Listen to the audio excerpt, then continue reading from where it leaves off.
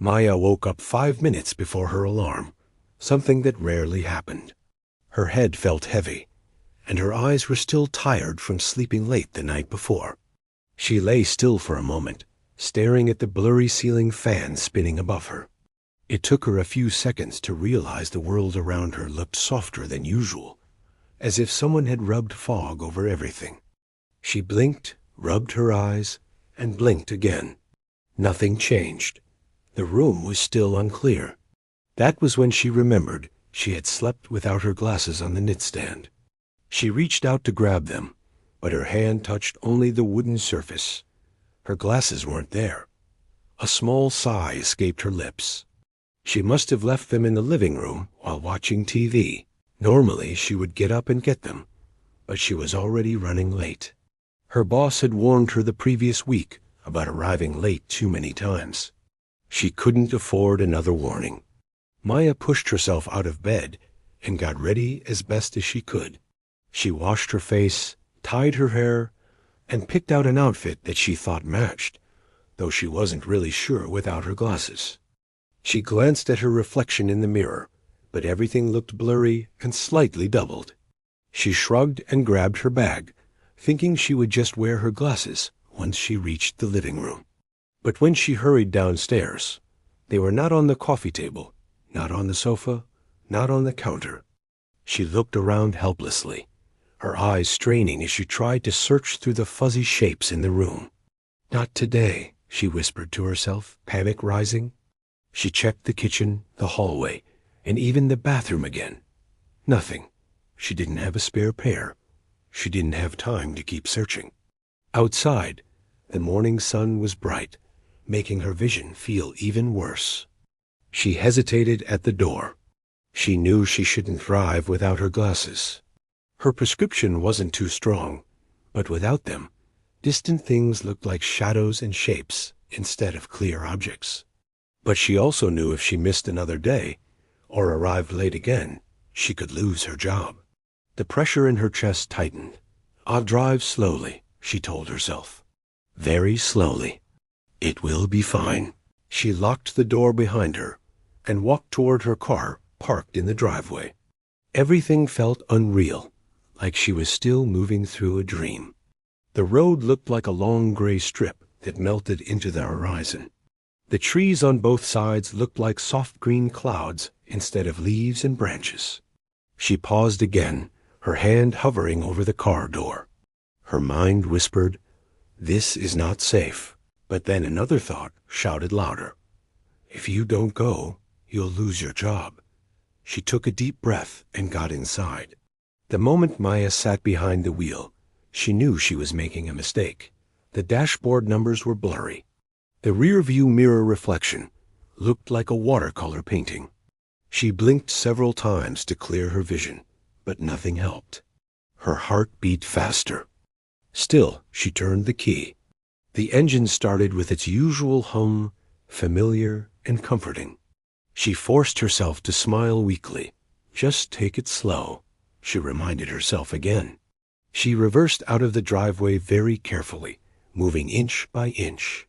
She could see shapes of cars on the road, though she couldn't tell how far they were. Once she was on the main street, she gripped the steering wheel tightly. Every car passing by made her tense.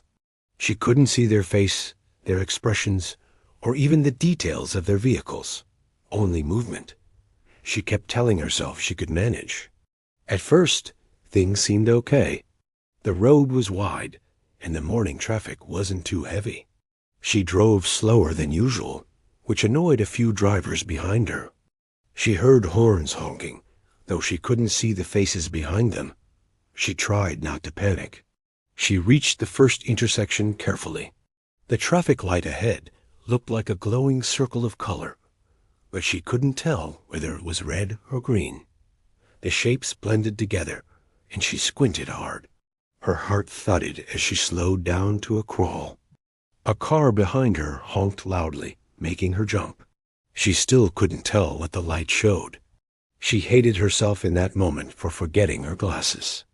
She hated herself for rushing. She hated herself for risking her safety and others.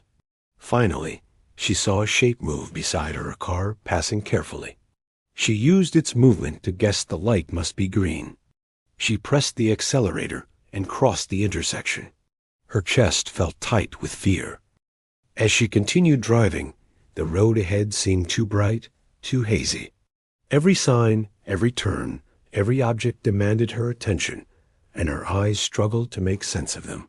She kept leaning forward, her nose almost touching the steering wheel, just to see better. She knew she shouldn't be doing this, but she kept going. After about 10 minutes, she reached a curved road. She drove this road every day. She knew it well, but that morning, everything looked different.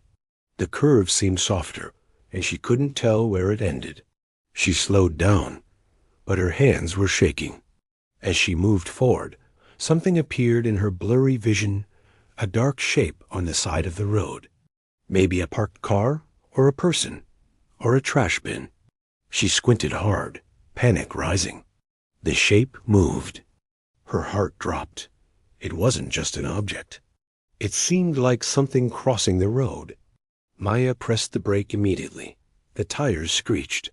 Her heart raced so fast she felt dizzy. The shape stopped moving. She held her breath. Slowly, the image became a little clearer as it got closer. It was a cyclist, an elderly man balancing grocery bags on his bike. He stared at her with wide eyes, probably shocked by how close she had gotten. She rolled down her window and apologized shakily. "I'm so sorry. I couldn't see. I'm so sorry." Her voice trembled. The old man looked confused, but nodded slowly. He had no idea that she was driving half blind. Maya felt tears in her eyes. Her hands shook violently as she pulled away from the side of the road. She took deep breaths, trying to calm herself, but her chest felt tight again. She knew now more than ever that she shouldn't be driving, but she was still 10 minutes away from work. "I just need to reach there," she whispered to herself. "I can't turn back now." She drove more slowly, her heartbeat loud in her ears. Every car she passed looked like a blur of colors. Every sound startled her. The world around her felt unsafe and unpredictable. When she reached another intersection, she slowed down again. She couldn't read the street sign. She couldn't even see the pedestrian clearly. All she could see was a shape, a human figure moving across the road. She stopped completely. Cars behind her honked again, but she didn't move until the shape was far away. She didn't trust her eyes. She didn't trust anything. She continued driving, but her mind was full of fear. Her vision felt heavier, and her head ached from trying to focus so hard. She just wanted to get to work safely, park her car, and breathe. The road ahead had a pedestrian crossing, one she always passed without thinking. But today, she couldn't see the lines. She couldn't see if anyone was waiting. And then it happened. She noticed movement on her right. At first, it looked like a shadow, something small moving quickly. She slowed down. The shadow became a shape, a girl, maybe a teenager, crossing the road with a backpack. Maya pressed the brake, her heart hammering hard enough to hurt. Her car stopped just in time, only a few feet away from the girl. The girl looked at her with shock, then hurried across the road. Maya felt tears slide down her cheeks. She wiped them quickly, her hands trembling so much she could barely hold the steering wheel. She pulled her car to the side of the road, put it in park, and dropped her head onto her shaking hands. She didn't want to move anymore. She didn't want to risk another mistake. She didn't want to hurt anyone. After several minutes of shaking and crying, she finally accepted what she had been trying to ignore. She couldn't drive without her glasses, not even slowly, not even for a short distance. She had endangered strangers, she had endangered herself, and she had allowed fear of losing her job to control her decisions. She called her manager with trembling fingers. Her voice was weak as she explained she couldn't drive because she had forgotten her glasses and almost caused an accident. She expected anger.